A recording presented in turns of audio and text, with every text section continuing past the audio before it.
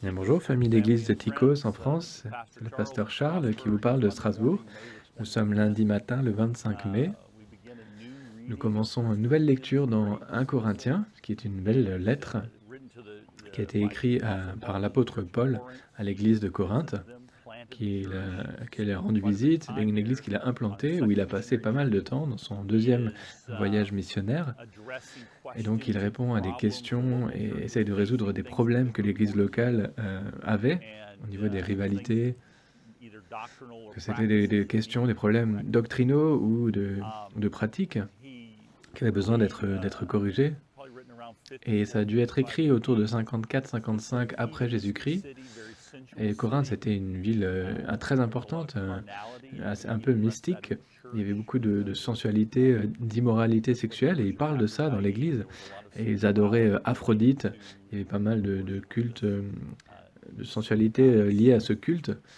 Et, et évidemment, Christ sur la croix, c'est à l'opposé de tout cela. Et Christ est central, il nous appelle à la sainteté, à la justice, à l'amour. Et là, je suis juste devant l'église russe orthodoxe de Strasbourg, à côté de laquelle je me balade assez souvent parce que c'est un très beau quartier. Et vous voyez les croix au-dessus du pic de la pointe là-haut et du dôme en or. Vous pouvez voir une croix également sur le poteau derrière moi. Et c'est comme cela que commence le premier chapitre de Corinthiens, c'est la centralité de Christ. Et Paul le réaffirme de différentes manières, et ensuite il commence à répondre à des questions concernant les problèmes de querelles et de division entre les chrétiens de l'église de Corinthe, ce qui est encore une fois l'opposé de l'amour et du sacrifice de Jésus. Quand on arrive au verset 18, et on l'a utilisé, Vincent l'a utilisé hier dans la louange, ce qui était génial, c'est l'idée que, en effet, le message de la croix est une folie pour ceux qui périssent, mais pour nous qui sommes sauvés, il est la puissance de Dieu. C'est vraiment une belle puissance, un verset vraiment puissant. Et si on continue à lire, on voit que il dit: «Or nous prêchons un Messie crucifié». C'est un c'est un, c'est la centralité. C'est un scandale pour les Juifs et folie pour les non-Juifs. Oui, c'était un scandale pour les Juifs que le Messie meure crucifié sur une croix. Ça n'avait aucun sens que Dieu fasse cela. Et pourtant, c'est la sagesse de Dieu. Il choisit les choses folles de ce monde pour mettre la honte aux choses sages. Verset 27, on lit: «Mais Dieu a choisi les choses folles du monde pour couvrir de honte les sages.»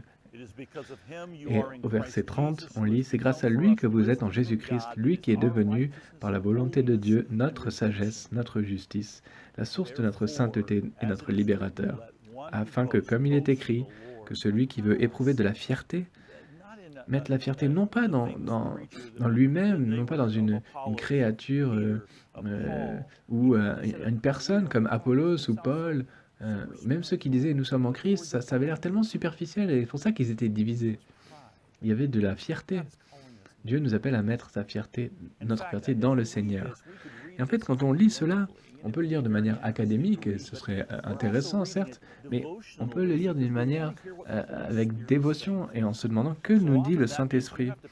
Ça veut dire que vous pouvez choisir un verset et méditer sur ce que ça veut vraiment vous dire? Alors je vous pose cette question, quel verset est ressorti vraiment pour vous à travers de tout ce message sur la centralité de Dieu? Et pour moi, c'était vraiment le verset 9 qui m'a captivé. Et le verset 9 dit: «Dieu est fidèle, lui qui vous a appelé à vivre en communion avec son Fils Jésus-Christ, notre Seigneur.» Il nous appelle à vivre en communion, vous vous rendez compte? Cette invitation pour moi est ce que j'ai vraiment à accepter, à suivre. Il faut que je sois vraiment intentionnel dans ma manière de répondre à cet appel. Il faut que vraiment je fasse un effort pour cultiver cette intimité avec mon Sauveur et Seigneur Jésus-Christ.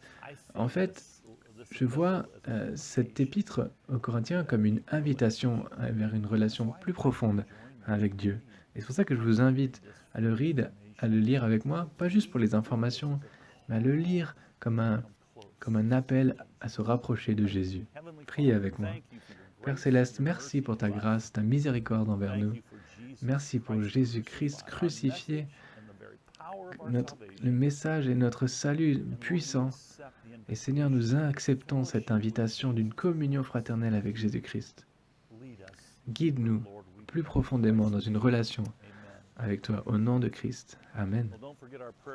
N'oubliez pas nos moments de prière cette semaine et notre culte dimanche prochain. Ça devient un temps vraiment très intéressant sur ce que nous allons faire à propos des prochaines rencontres de l'Église. Alors, regardez les informations qu'on vous envoie et priez alors que on recherche la sagesse de Dieu pour cette période en ce qui concerne Trinity. Que Dieu vous bénisse aujourd'hui.